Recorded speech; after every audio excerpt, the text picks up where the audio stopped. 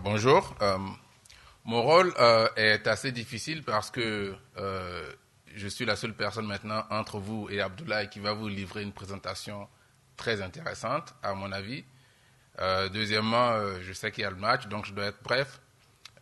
Troisièmement, je dois montrer ou expliquer pourquoi l'emploi est important, ce qui n'est pas facile. Mais je pense que pour l'audience qu'on a aujourd'hui, c'est assez facile parce que je suis sûr que nous sommes tous d'accord qu'au niveau personnel, l'emploi fait la différence pour nous et nos familles. Et donc, l'emploi devrait être important pour tout le monde. On sait que la création d'emplois productifs est un facteur important pour la croissance économique.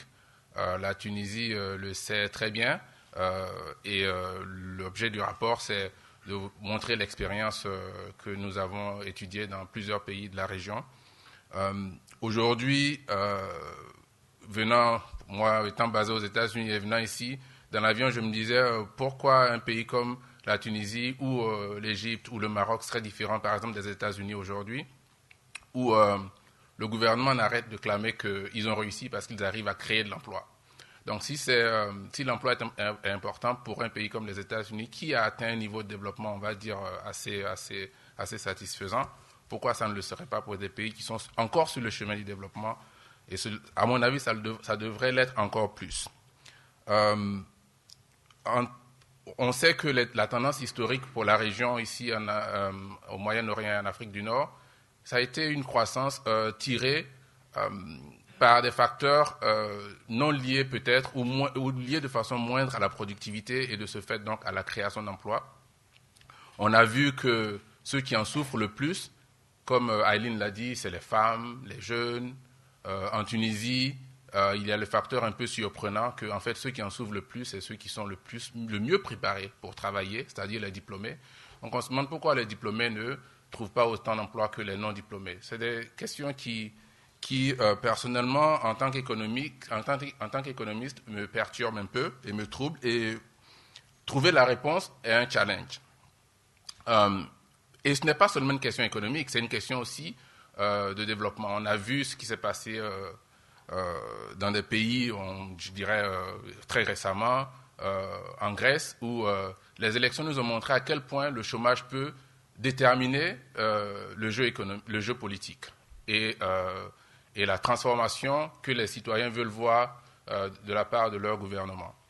Mais ce serait encore plus simple de donner l'exemple, avant de passer à l'exemple de l'hiver, de penser à l'exemple du printemps qui a précédé l'hiver, et cet exemple, en fait, est plus proche de nous. D'aucuns pensent que le printemps arabe a été semé par la situation de l'emploi dans la région. On sait que en Égypte, ici, ailleurs, ceux qui ont pris la rue, c'est ceux qui étaient censés être au travail, mais qui ne l'étaient pas, et donc qui avaient beaucoup de temps sur leurs mains. Et c'est aussi ceux qui étaient les plus mécontents du statu quo. Donc ne pas avoir l'emploi et laisser donc le temps libre à ceux qui devraient travailler peut créer un cocktail que je dirais dangereux, sinon molotov. Donc la grande question qui se pose à nous aujourd'hui, en tant que spécialistes du développement, c'est la question de l'emploi. Comment créer de l'emploi? De par le passé, nous avons pensé à plusieurs recettes. Certains ont proposé la création de l'emploi par le secteur public. Cela a gonflé les effectifs dans l'administration publique. D'autres ont dit, proposons des projets financés par le budget, mais des projets de construction de routes, ou d'autres pour créer des emplois. On a vu que ces emplois ont été créés, mais ils étaient éphémères. D'autres ont pensé à supporter les entreprises qui recrutaient des chômeurs ou qui recrutaient de jeunes diplômés. Cela a marché dans une certaine mesure. D'autres sont allés plus loin et dire proposons de supporter des entreprises qui investissent et donc qui vont créer d'emplois ou qui exportent et donc qui vont créer d'emplois. On a vu que ces recettes ont marché plus ou moins, mais elles n'ont pas duré. Et quand elles ont marché ou quand elles ont duré, elles ont créé d'autres problèmes, notamment de gros déficits budgétaires et des inefficacités dans le système. Récemment, dans les décennies passées, on a pensé à des mesures qui semblent être plus intéressantes. Par exemple, faciliter l'investissement, améliorer le monde des affaires, investir dans les facteurs qui peuvent supporter la productivité des entreprises pour qu'à leur tour, elles créent de l'emploi, faire de la politique industrielle plus ou moins, je dirais, intelligente, c'est-à-dire ne pas donner trop d'avantages qui pourraient trop durer, mesurer un peu le dosage entre appui et support. Ces mesures-là ont plus ou moins marché. C'était à l'époque, je dirais, du consensus de Washington et après. Mais on se rend compte qu'en fait, même ces mesures ne suffisent plus. Elles ne suffisent plus parce que l'emploi est toujours à la traîne du développement. L'emploi est toujours derrière nos mécontentements. Et le rapport qu'Abdoulaye va vous présenter, pour moi, est un rapport très innovant. Parce que c'est un rapport qui va au-delà de ce qu'on pense aujourd'hui être le meilleur des recommandations que nous pouvons apporter, c'est-à-dire, par exemple, l'amélioration du monde des affaires. Le rapport nous dit que ça ne suffit pas, il faut aller plus loin. Sans vous donner trop les secrets de ce rapport, comme M.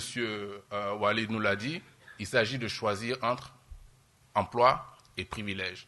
Si vous me demandez aujourd'hui, personnellement, qu'est-ce que vous préférez entre emploi et privilège, je risque probablement de vous dire privilège, parce que privilège, c'est plus facile. J'en ai, je suis content, les autres ne l'ont pas. Et pourquoi créer l'emploi, pourquoi me fatiguer? Mais en fait, le rapport va nous dire peut-être qu'en tant que homo economicus, en tant que dirigeant, en tant qu'entreprise, en tant qu'organisation, nous devrions peut-être préférer l'emploi. Donc je livre la parole à Abdoulaye qui va nous livrer les secrets de pourquoi choisir l'emploi au lieu des privilèges.